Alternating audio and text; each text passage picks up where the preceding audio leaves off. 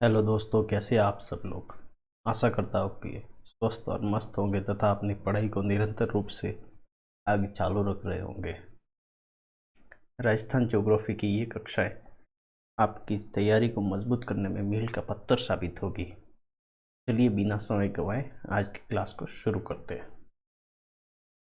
पिछली क्लास में हमने यहाँ तक पढ़ लिया था। कहाँ तक?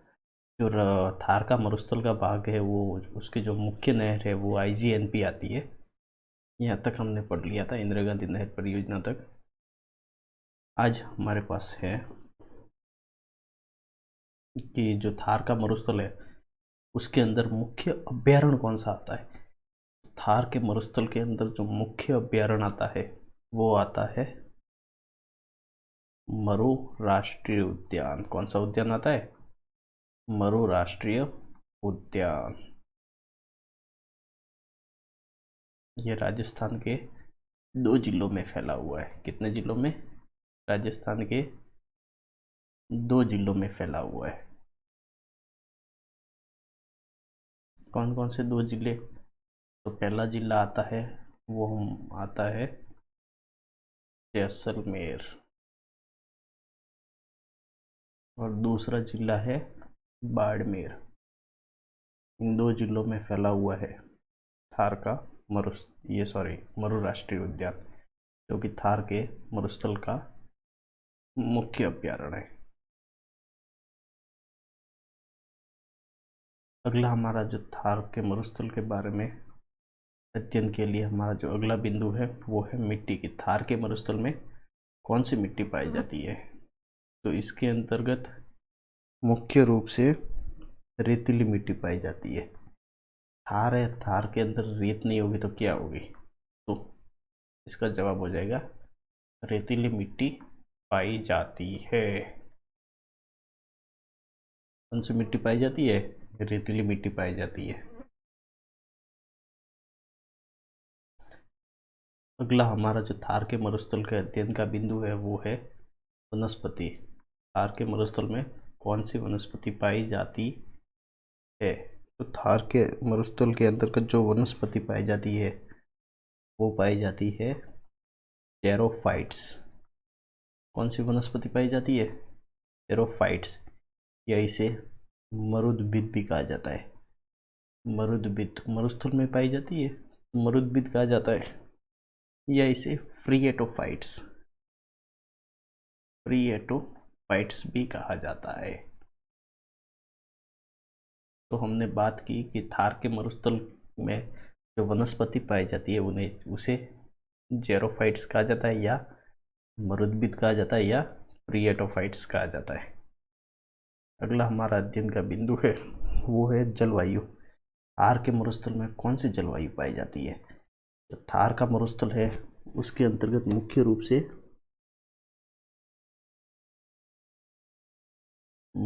से थार के मरुस्थल में 2 प्रकार की जलवायु मिलती है। एक तो मिलती है शुष्क जलवायु, शुष्क जलवायु यानी एकदम सूखा, और दूसरी है अर्ध शुष्क, आधा शुष्क यानी अर्ध शुष्क जलवायु पाई जाती है। लगभग तो ज़्यादातर तो शुष्क है और थोड़ा बहुत अर्ध शुष्क है। तो इसे क्या कह सकते हैं?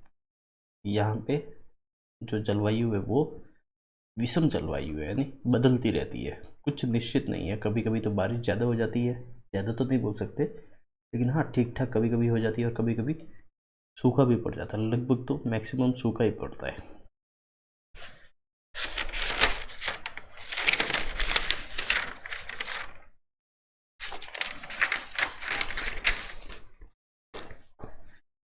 अगला हमारा जो अध्ययन का बिंदु है वो है डेजर्ट ब्लॉक। क्या है? Desert block. थार के जो भारत में है टोटल,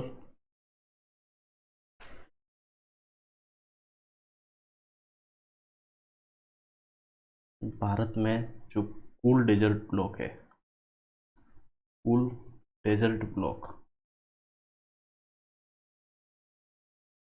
कुल डेजर्ट ब्लॉक वो है टोटल 142 माने जाते हैं। कितने माने जाते हैं? 142। और इस 142 में से अगर हम केवल राजस्थान में 142 में से केवल राजस्थान में डेजर्ट ब्लॉक देखने जाएंगे, केवल राजस्थान में डेजर्ट ब्लॉक देखने जाएंगे तो उनकी संख्या आ जाती है लगभग 85। यानी आप देख सकते, अगर पूरे भारत में 142 है तो राजस्थान में 85 ब्लॉक पाए जाते हैं डेजर्ट के। अगला हमारा अध्ययन का बिंदु है वो है हमदा या हम्मादा। इसको आप संशोधन कर लेंगे, ये हम्मादा है, हम्मादा। हम्मादा क्या होता है? तो हम्मादा मैं आपको बता दूं कि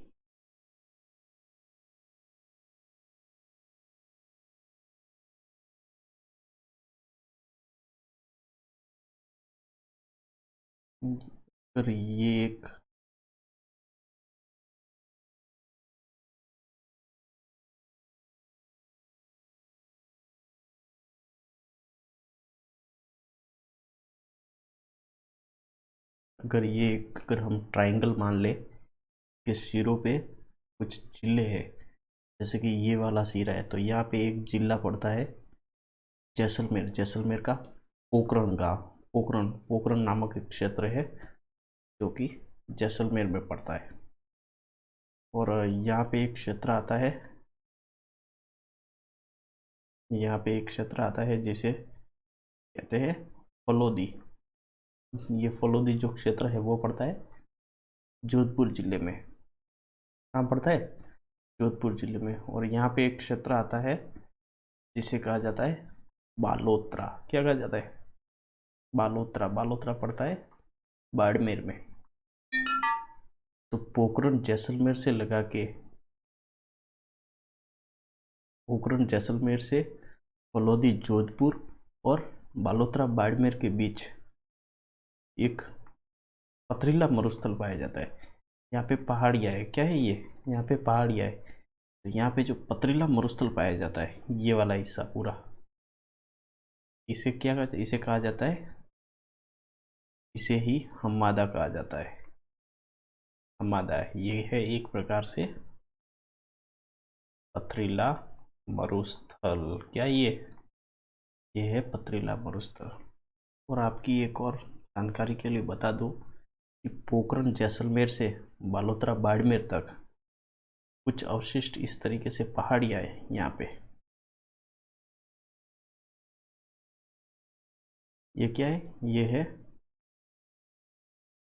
अवशिष्ट पहाड़ियाँ। क्या ये अवशिष्ट पहाड़ियाँ इनके बीच में, पोखरण जैसलमेर से बालोतरा बाड़मेर के बीच में, इन अवशिष्ट पहाड़ियों को कहा जाता है, इन अवशिष्ट पहाड़ियों को कहा जाता है मेवल। मेवल कहा जाता है। क्या कहा जाता है? मेवल। तो ये बात भी आप ध्यान रखेंगे। तो चलिए हमादा के अंतर्गत लिख लेते हैं।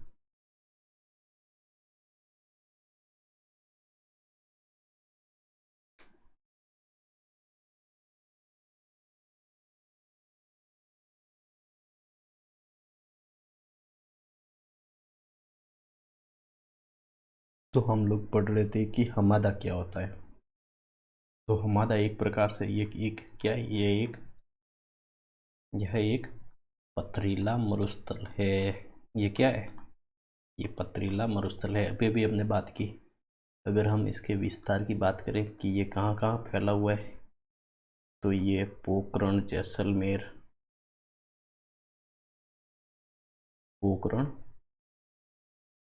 जैसलमेर, पोखरण जैसलमेर, बालोतरा बाड़मेर, बालोतरा बाड़मेर, और एक कौन सी जगह बताई थी? और जगह बताई थी फलोदी जोधपुर। जोधपुर के मध्य विस्तृत है। कहाँ पे विस्तृत है ये? तो अभी बात की हमने पोखरण, जैसलमेर, बालोतरा, बाड़मेर और फलोदी जोधपुर के मध्य विस्तृत है। इसे विदेशों में मतलब अन्य देशों में अलग अलग नामों से जाना जाता है। तो ये जो हमादा है, इसको जो एक देश पड़ता है तुर्किस्तान, क्या नाम आता है? तुर्किस्तान। तुर्किस्तान में इसे एक अन्य नाम से जाना जाता है, वो है कोडर्म। कोडर्म नाम के नाम से जाना जाता है। कोडर्म, कोडर्म क्या है? कोडर्म हमादा है। हमादा क्या है? हमादा एक पथरीला मरुस्थल है। तो इस शब्दावली को आप ध्यान में रखेंगे।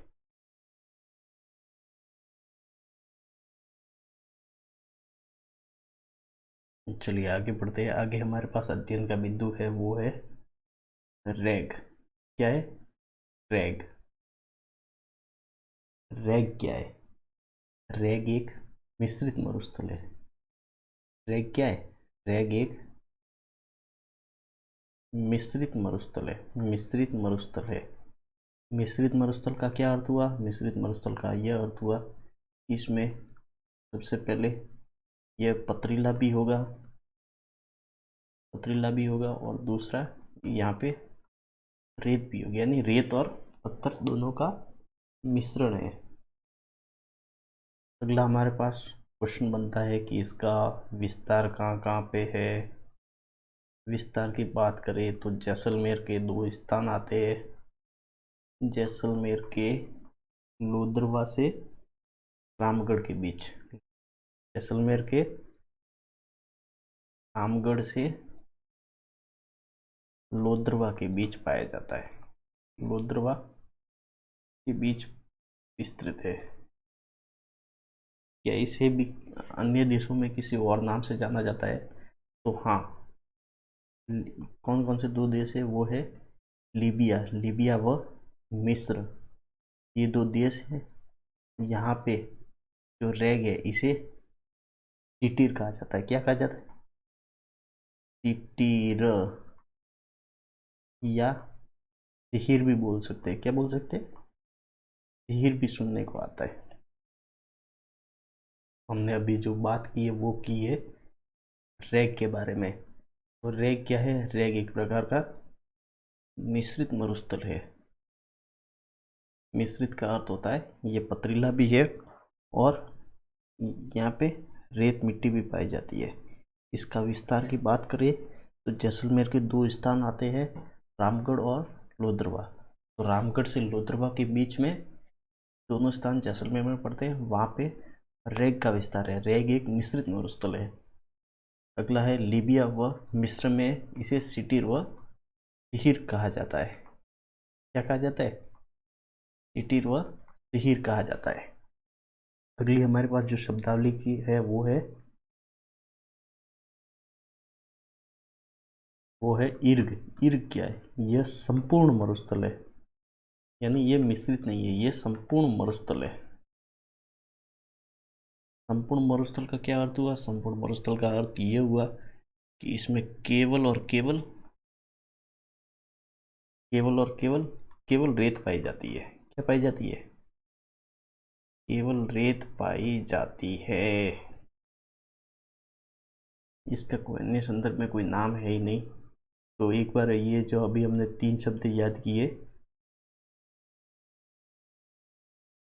तीन शब्द याद किए हैं, इसमें तीन थे। एक तो था इर्ग, एक शब्द था रैग, एक शब्द था हमादा।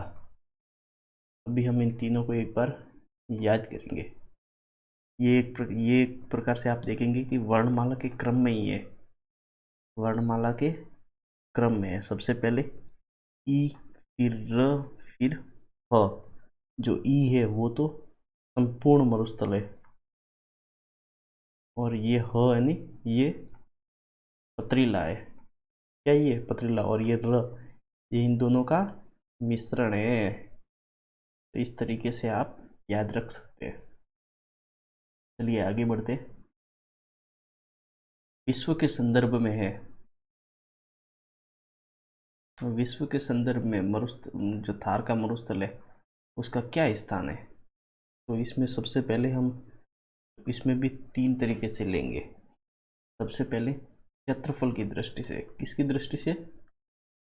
क्षेत्रफल की दृष्टि से, मतलब कि क्षेत्रफल की दृष्टि से राजस्थान का जो भारत का जो थार का मरुस्थल है उसका स्थान आता है 17वां स्थान। कौन सा स्थान आता है? 17वां। तो क्वेश्चन बनता है कि प्रथम स्थान पे कौन है? प्रथम स्थान पे है सहारा मरुस्थल। कौन सा? सहारा मरुस्थल। सहारा मरुस्थल, ये सहारा मरुस्थल कहाँ है पाया जाता है? ये पाया जाता है अफ्रीका में। विश्व के संदर्भ में दूसरा जो है वो है उपोष्णता, यानी कितनी गर्मी है, कितनी शुष्कता है उपोष्णता की दृष्टि से। उपोष्णता की दृष्टि से देखिए जो तो थार का मरुस्थल है उसका स्थान आता है 9वां स्थान आता है। कौन सा स्थान आता है? 9th रैंक आती है। और तीसरा एक और जो तुलना का बिंदु रहता है वो है जनसंख्या, मतलब जो थार के मरुस्थल में वो कितनी जनसंख्या पाई जाती है। जनसंख्या व जो जैव विविधता है, यहाँ पे कितनी जैव विविधता पाई जाती है, इस दृष्टि से थार के मरुस्थल का प्रथम स्थान आता है। यानी सर्वाधिक विश्व के जितने भी मरुस्थल है उनमें अगर सर्वाधिक जनसंख्या कहीं पे निवास करती है तो वो निवास करती है थार के मरुस्थल में, और सर्वाधिक जैव विविधता भी थार के मरुस्थल में ही पाई जाती है। कुछ महत्वपूर्ण विशेषता पढ़ लेते एक बार।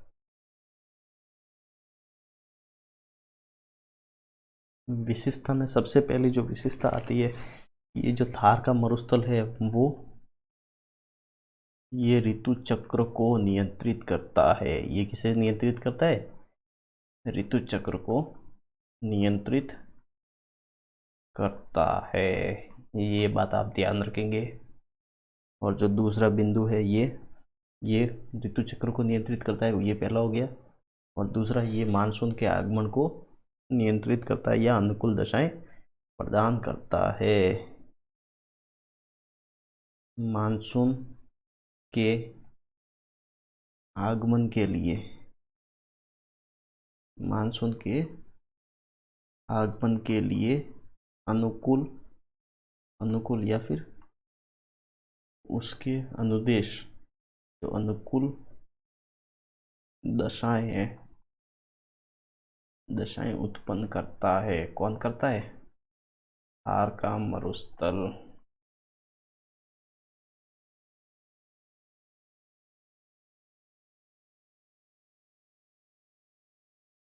अगला हमारे पास जो बिंदु है वो है रेगिस्तान का मार्च।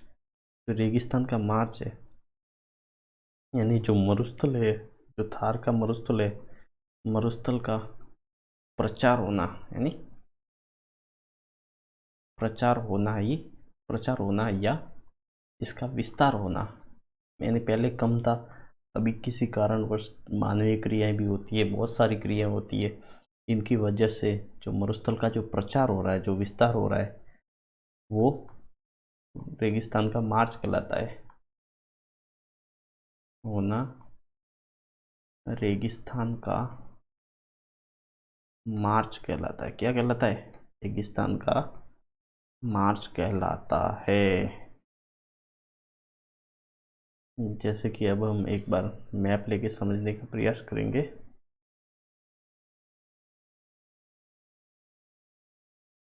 तो साथियों ये हमारे पास राजस्थान का मैप है।